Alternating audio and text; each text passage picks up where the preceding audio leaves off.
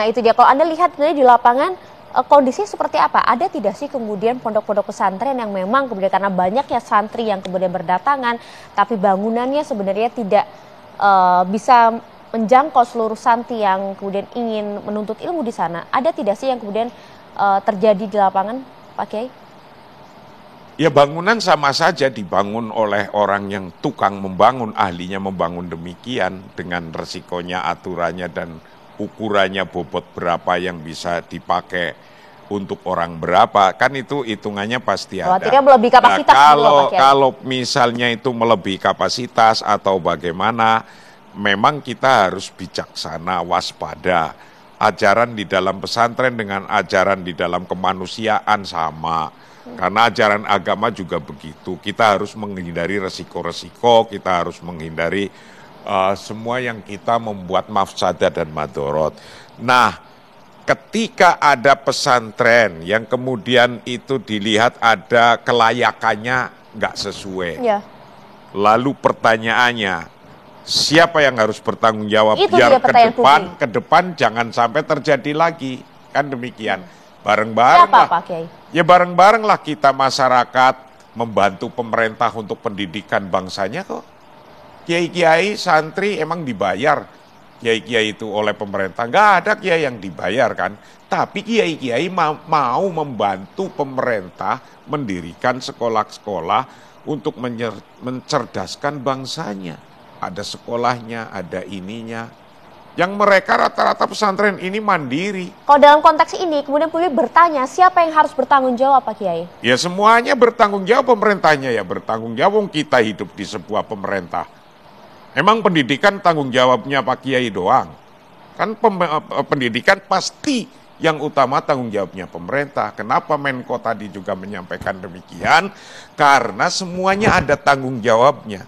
Tanggung jawabnya pemerintah ada, tanggung jawabnya individu-individu ada, tanggung jawabnya kiai ada, tanggung jawabnya organisasi yang ngurusi pesantren ada. Oke, kalau kemudian sudah sampai seperti ini, apa yang kemudian bisa diberikan oleh pemerintah kepada setiap pondok pesantren? Saat lagi ya Pak ya, kita tahan dulu, usai jeda kami kembali untuk Anda.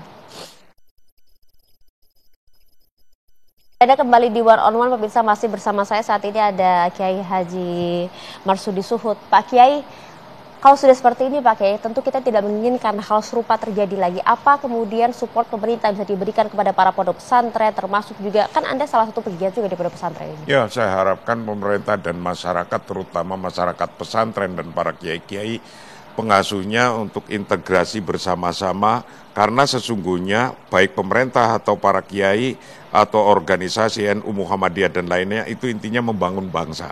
Dalam konteks membangun bangsa ya ayo bareng-bareng ketika ada masalah apapun.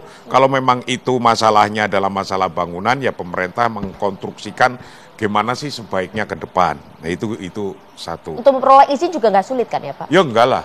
Pemerintah kan memfasilitasi saja, kayak mau bikin rumah kan juga pakai izin bikin rumah, mau bikin pabrik juga mencari izin untuk membuat pabrik, sama-sama aja, bangunan ya dianggap kayak bangunan saja, itu. Jadi jangan, oh ini karena di pesantren, ini di luar pesantren, enggak, ya bangunan ya izinnya bangunan, dan pemerintah saya harap untuk bisa mensupport ini, gitu, ke depannya. Ke depannya, baik, termasuk juga saat ini Pak, kan masih banyak para orang tua yang kemudian menanti kabar anak mereka yang saat ini masih berada di bawah reruntuhan. Kalau kita dengar beberapa cerita dari para santri yang sudah dievakuasi, luar biasa Pak. Bahkan kita katakan apakah ini mukjizat. Mereka kemudian ditemukan di hari ketiga, bahkan hari keempat dalam kondisi yang masih sehat. Meskipun terjepit oleh bangunan tapi tidak ada luka, hanya memar saja. Bahkan mereka bercerita tidak merasakan apa-apa. Saya hanya seperti tertidur saja kemudian bangun-bangun sudah dievakuasi di rumah sakit. Nah, itulah sesungguhnya bahwa Allah menciptakan makhluk-makhluknya sesuai kehendaknya. Kehendaknya Allah Subhanahu wa Ta'ala. Sama dengan ketika ada orang membuat satu masakan nasi itu ya kehendak yang menciptakan masakan nasi itu, dan mudah-mudahan itu semua sudah ada pada catatan Allah, dan semuanya kita yang sebagai orang tuanya sabar walaupun sekarang itu belum selesai nih. Misalnya belum selesai, mudah-mudahan evakuasinya bisa bisa dikerjakan dengan baik, cepat, dan walaupun yang belum ketemu, jika ketemu pun saya harapkan mudah-mudahan selamat. Dan yang terpenting, mari kita bersabar dan kita kembalikan lagi kepada Sang Penciptanya, Khalik, yaitu Allah Subhanahu wa Ta'ala. Mudah-mudahan mendapatkan sesuatu yang terbaik. Jikapun itu sudah menjadi pada titik akhirnya, tapi semua harapan kita itulah titik akhir yang terbaik, itu saja. Ya kan, doa dan harapan selalu kita panjatkan, terutama ke para wali santri ini yang masih berharap. Mungkin tidak Pak, ini hari kelima ya, walaupun sudah malam hari menjelang hari ke-6. Mungkinkah masih ada secerca kabar baik Pak? Saya yakin ada, sangat mungkin jika ada yang belum ditemukan. Mudah-mudahan sih sudah jangan ada lagi, sudah, dan mudah-mudahan bisa masih ditemukan dengan selamat. Ayo kita bersabar dan berdoa kepada Allah Subhanahu wa Ta'ala dan kembalikan kepada Allah. Khairihi wa syarihi minallah.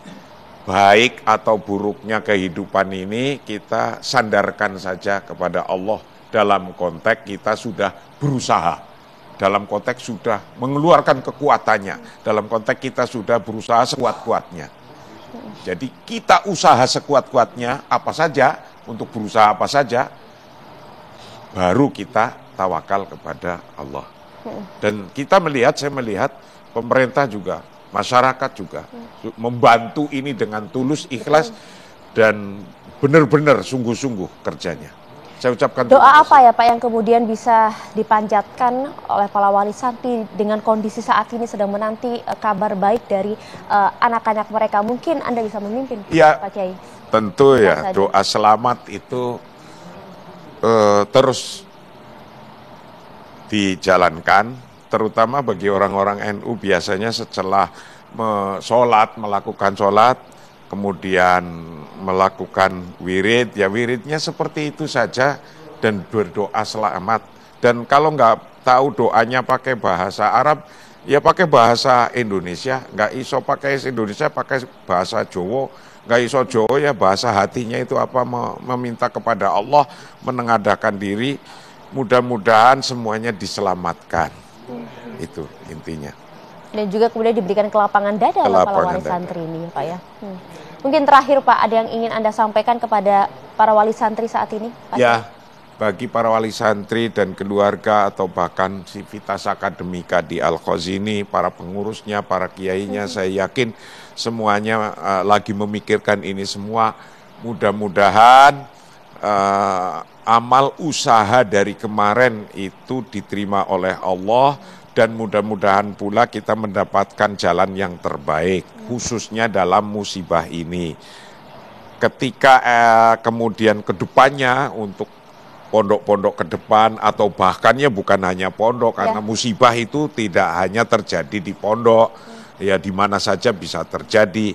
Intinya kita harus untuk muhasabah diri kita sendiri.